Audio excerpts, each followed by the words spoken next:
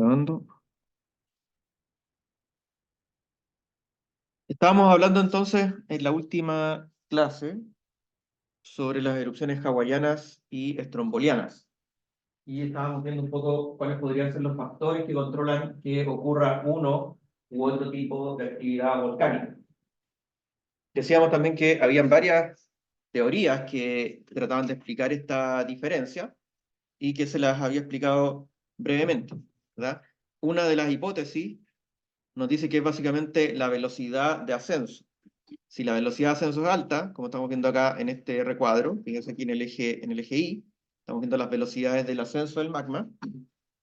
Si la velocidad para estos contenidos de gases, aquí estamos viendo contenido de agua entre 0 y un 1%, más o menos velocidades mayores a 0,1 metro por segundo favorecen erupciones hawaianas, mientras que velocidades de 0,01 metros por segundo favorecerían más bien erupciones estrombolianas. La explicación sería que velocidades altas impiden la coalescencia de burbujas, por lo tanto impiden la formación de este régimen slack, ¿verdad? En que tenemos burbujas que ocupan todo el diámetro del conducto y que están asociadas al régimen estromboliano. Para que ocurra ese régimen, tenemos que tener velocidades lo suficientemente bajas que favorezcan entonces la coalescencia. Entonces, la diferencia sería más bien entre que ocurre o no esa coalescencia en el conducto debido a la velocidad de ascenso. Esa es una teoría, ¿verdad?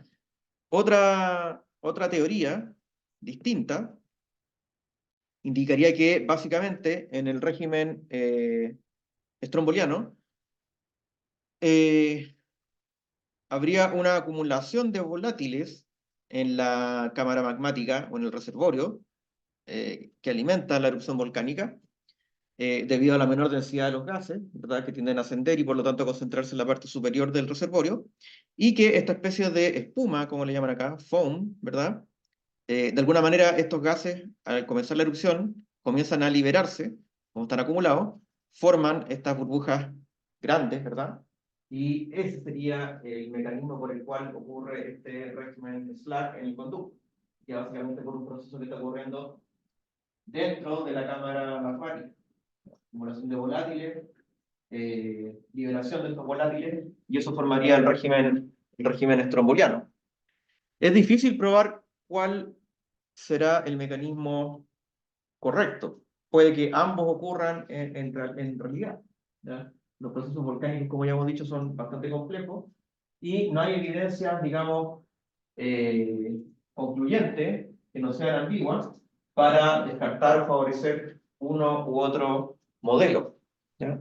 Un tercer modelo que decíamos tiene que ver con la viscosidad. Básicamente, cuando la viscosidad es lo suficientemente baja, ¿verdad? Se favorece este régimen anular, que sería el asociado al régimen hawaiano. Fíjense entonces también que tampoco hay claridad de cuál es el régimen hawaiano. Algunos postulan que puede ser el régimen disperso, que básicamente ocurre en fermentación, y ahí tenemos esta fuente de lava que alcanza varios cientos de metros, o podría ser el régimen anular, en que tenemos básicamente el gas de manera continua en la parte central, mientras que el líquido, el magma, está rodeando las paredes del conducto, ¿ya? Entonces ahí tampoco hay claridad precisa de cuál es el régimen asociado a las erupciones hawaianas. Profesor, Sí, no dudo que en esta teoría, ¿cuál sería como lo que detona la transición de una a otra? O en, sea, el cambio de viscosidad, me imagino, pero ¿producto de algo que lo desencadena? O, claro, porque el primero era la presión, el cambio que cambiaba la velocidad, o lo que habíamos comentado. pueden ser varios factores. Puede ser la sobrepresión en la cámara magmática, sí. Puede ser el diámetro del conducto, puede ser otra causa. O puede ser la viscosidad también. Claro. Como aquí estamos, y la viscosidad a su vez puede cambiar también por varios factores. Puede haber cristalización del magma dentro de la erupción, puede haber pérdida o ganancia de volátiles que también cambian ¿cómo se llama? La viscosidad. Cambio de temperatura podría ser, pero es más difícil que ocurran cambios importantes de temperatura en el periodo que duran habitualmente las erupciones. ¿Sí? ¿Cómo? Los dos regímenes que se mencionaban esta posibilidad. ¿Cómo eran los regímenes? El nombre. Los regímenes, estaba el régimen disperso, que es cuando ocurre fragmentación, cuando tiene solamente las burbujas sin que ocurra fragmentación, es el bubble. El anular es cuando tienes la fase continua, una fase continua de gas en el medio, rodeado por una lámina de, digamos, de magma. Ese era el anular. Y el otro era el slag. No tiene una traducción, digamos, concreta en español, pero es cuando tenemos estas burbujas grandes, discretas, que, como se ve ahí en la imagen, que van ascendiendo de manera separada. Entonces, en esta última teoría, ¿verdad? Era básicamente diferencias de viscosidad. Aquí aumentan la viscosidad, en este caso un aceite, oil, ¿verdad? A 1 pascal segundo, y ahí cambia el régimen a estas burbujas, sería el régimen slag asociado a las erupciones estrombolianas. O sea, viscosidades más altas favorecerían el régimen estromboliano, viscosidades más bajas serían asociadas al régimen hawaiano. Como les digo, no hay datos empíricos, ¿verdad?, que descarten uno o favorezcan otro. Probablemente puede ser una combinación de estas tres hipótesis, o que depende de cada volcán, ¿ya? Porque muchos volcanes tienen ambos regímenes con mismas viscosidades, misma composición del magma, entonces probablemente no sea la viscosidad y sea más bien el ascenso, la velocidad de ascenso, ¿ya? Aquí estamos viendo un ejemplo de erupción hawaiana, en este caso el Pu'u. El Pu'u es un cráter lateral asociado al volcán Kilauea. Kilauea es el volcán más activo en la isla grande de Hawái, junto con el Mauna Loa. Mauna Loa es otro volcán activo, pero el Kilauea es el que tiene mucha más actividad casi permanente. Ya le he mencionado anteriormente que entre 1983 hasta el 2018, 35 años de actividad permanente, fue un ciclo bastante largo. Durante ese ciclo ocurrieron muchos pulsos, muchas erupciones discretas, ¿verdad? Principalmente de estilo hawaiano. Y aquí estamos viendo un poco lo que les decía anteriormente. Aquí tenemos esta fuente de varios cientos de metros, ¿verdad? Asociado a esta típica actividad hawaiana.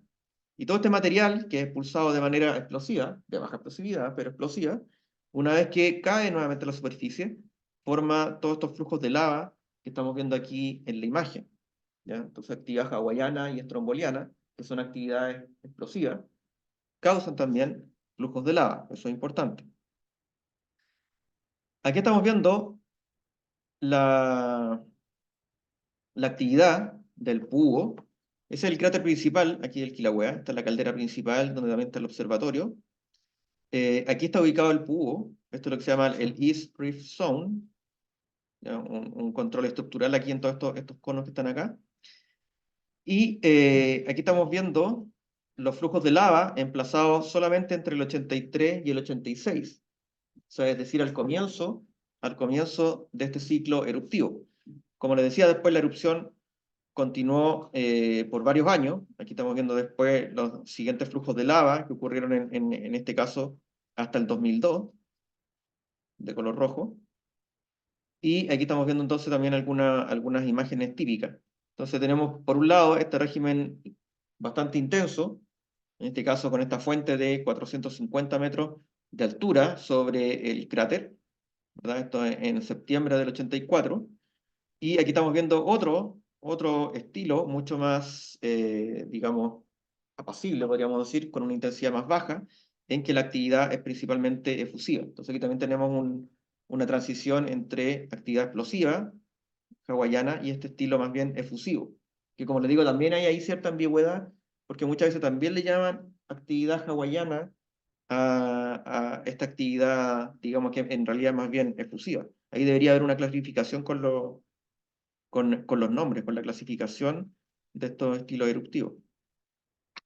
Durante la actividad también se construyó un cono piroclástico, el que estamos viendo acá, y fíjense que también colapsó en agosto del 97. Ahí estábamos viendo el cono como se veía inicialmente, y después colapsó debido a la misma actividad volcánica.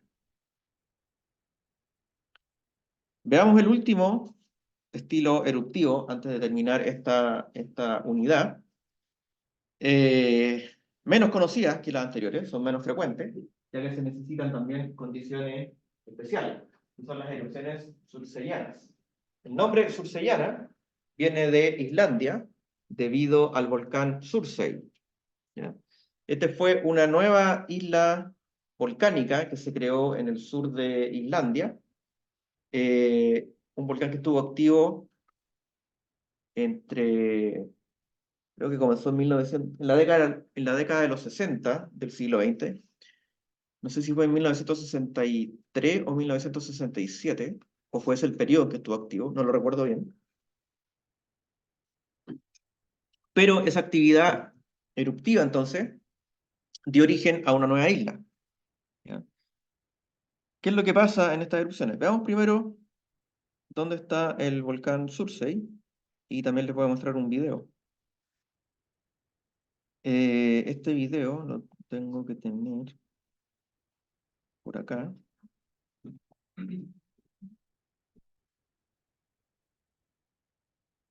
Otra vez no se ve. Ok.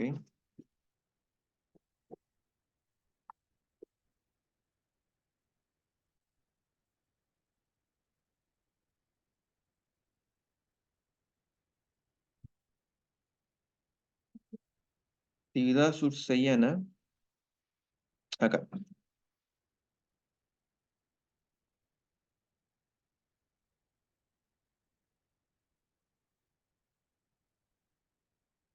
An awesome site in the South Pacific Ocean near Tonga. Fíjense que ocurren erupciones, explosiones, perdón, bastante intensas. Pero fíjense que no se forma una columna demasiado alta. ¿Y qué es lo que se forma? Se forman más bien oleadas piroclásticas. Oleadas piroclásticas que se dispersan de manera radial, fíjense ahí, de manera radial en torno a la fuente eruptiva. Los magmas que están asociados a esta actividad surseyana son principalmente magmas basálticos. ¿Ya? Aquí la diferencia es que hay una interacción con aguas someras. ¿Ya? Les voy a mostrar el Surtsey. Esta isla que se formó a mediados del siglo XX. A ver si carga bien el mapa.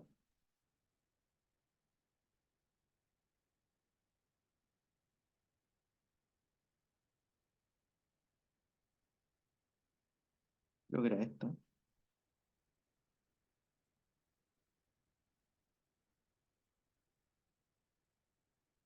Estoy casi seguro que esa. A ver.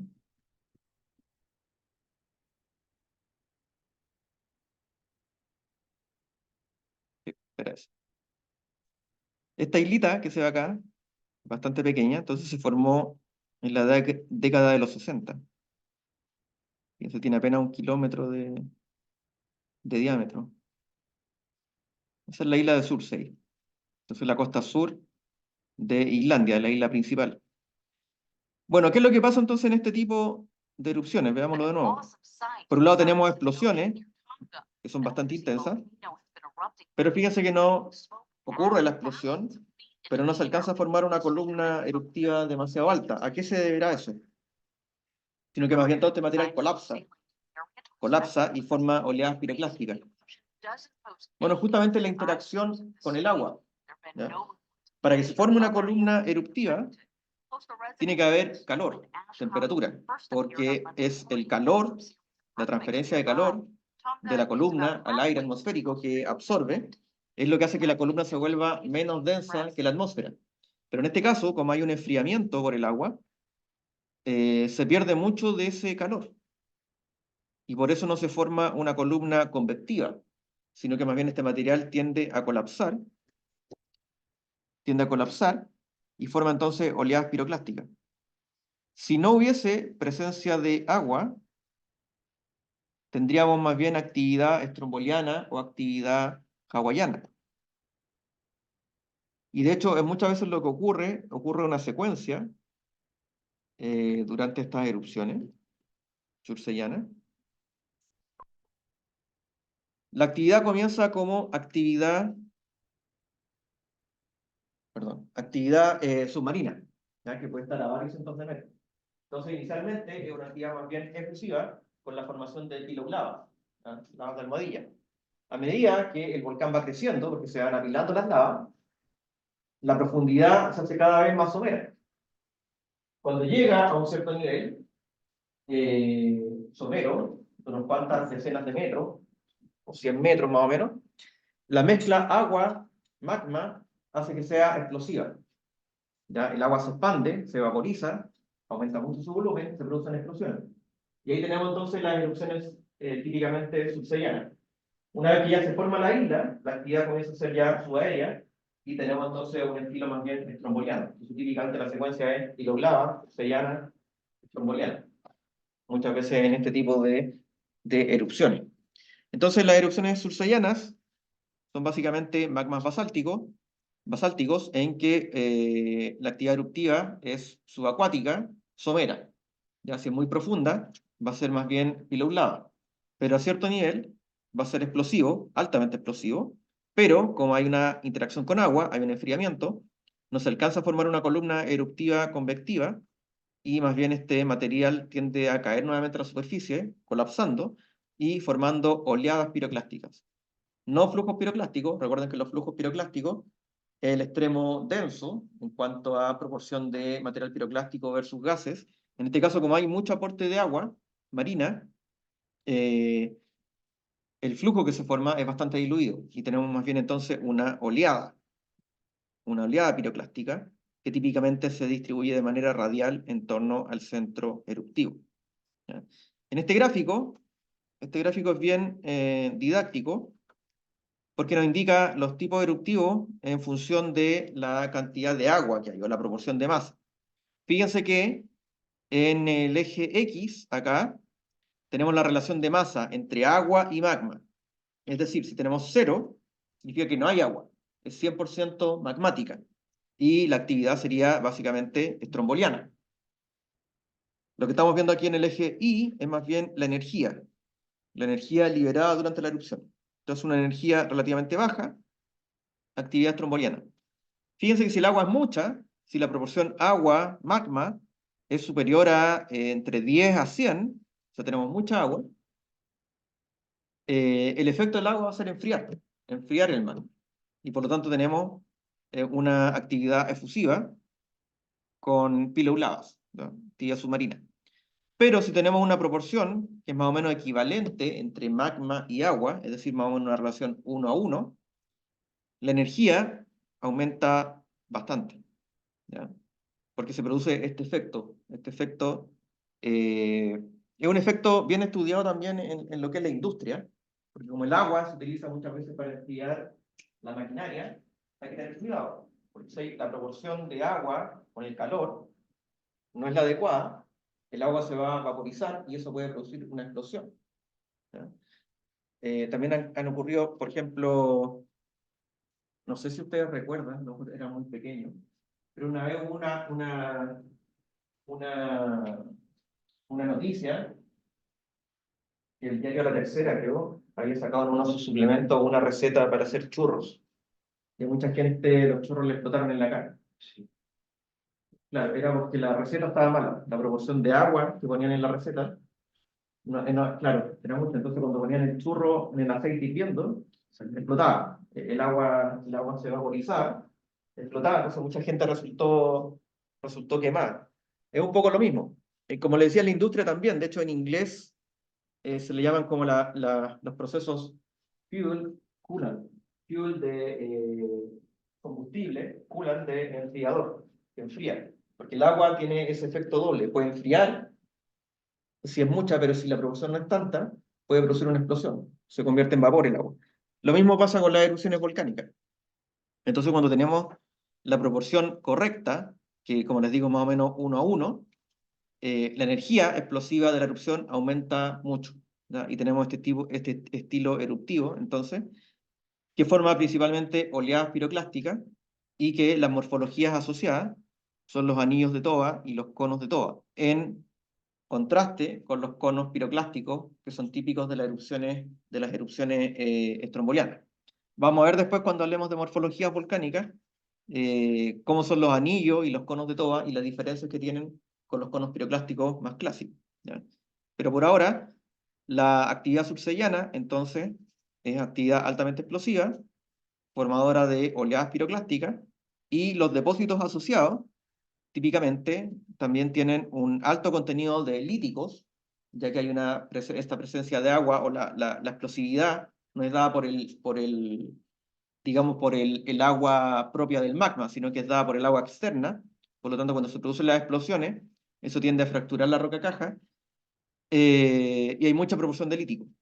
También estas erupciones son discretas. Fíjense aquí, por ejemplo, toda esta secuencia que tenemos aquí de erupciones explosivas que han dejado esta secuencia. Entonces, al igual que las vulcanianas, también tenemos alta presencia de lítico, muchas veces material bastante fino, debido a la alta energía, alta explosividad, y depósitos bien estratificados, debido a la secuencia de varias erupciones durante un mismo ciclo eruptivo. Los tipos de fragmentos también tienden a ser más densos, a diferencia de la actividad magmática, en que los clastos de escoria son altamente vesiculados, porque en ese caso la fragmentación está dada por el agua, digamos, interna propia del magma. Aquí la fragmentación está dada por agua externa, entonces nos alcanzan a formar burbujas dentro del magma, y por lo tanto el material fragmentado, el material piroclástico, tiende a ser más denso, con menos vesículas que lo que tendría en un caso de actividad netamente magmática. Ok, con esto entonces terminamos esta